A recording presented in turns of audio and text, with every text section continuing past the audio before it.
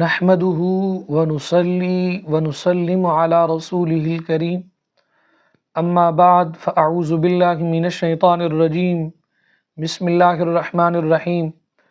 قال الله تبارك وتعالى في القرآن المجيد يا أيها الذين آمنوا بالله ورسوله صدق الله العظيم۔ محترم و مکرم و محتشم و معزز سامعین و ناظرین، آج کے درس کے اندر ہماری گفتگو کا عنوان ہے نابینا شخص امامت کا آیا کہ وہ اہل ہے یا نہیں ہے، یعنی کسی نابینا قاری اور حافظ قرآن امام کے پیچھے 5 وقت نماز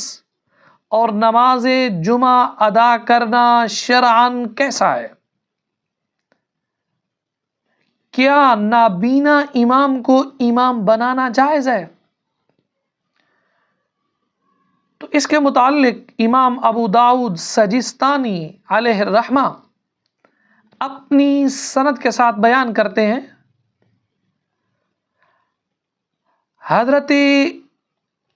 انس اس حدیث کے راوی ہیں،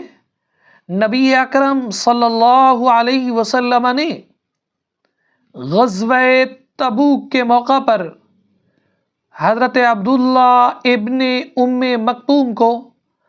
مدینہ منورہ میں اپنا خلیفہ بنایا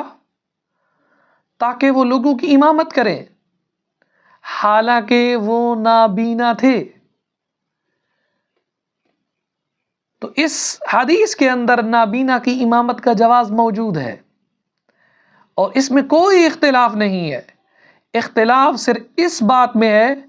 کہ بینا کی امامت اولا ہے یا نابینا کی امامت اولا ہے۔ جب دونوں دستیاب ہو تو صاف بات ہے بینا کی امامت اولا ہے، لیکن سیدی اعلیٰ حضرت فاضل بریلوی رحمۃ اللہ تعالی علیہ آپ سے سوال ہوا، کیا اندھے یعنی نابینا کے پیچھے نماز پڑھنا مکروہ تنزیہی یا تحریمی ہے یا نہیں ہے، اور یہ امامت کے لیے لائق ہے یا نہیں ہے؟ اور اس کے سوا دوسرا صحیح القراءت صحیح العقیدہ غیر فاسق معلن حاضر جماعت ہے تو اندھے کی امامت مکروہ تنزیہی ہے۔ ہاں، میرے امام سیدی اعلیٰ حضرت فاضل بریلوی رحمۃ اللہ تعالیٰ نے لکھا، فرمایا اگر وہی شخص سب سے زیادہ نماز کے مسائل کا علم رکھتا ہے تو اس کی امامت افضل اور اعلیٰ ہے۔ علامہ امجد علی اعظمی علیہ الرحمہ آپ فرماتے ہیں نابینا کی امامت مکروہ تنزیہی ہے، جبکہ دوسرے لوگ مسائل طہارت و نماز میں اس سے زائد یا اس کے برابر ہوں، اور اگر سب سے زائد یہی علم رکھتا ہو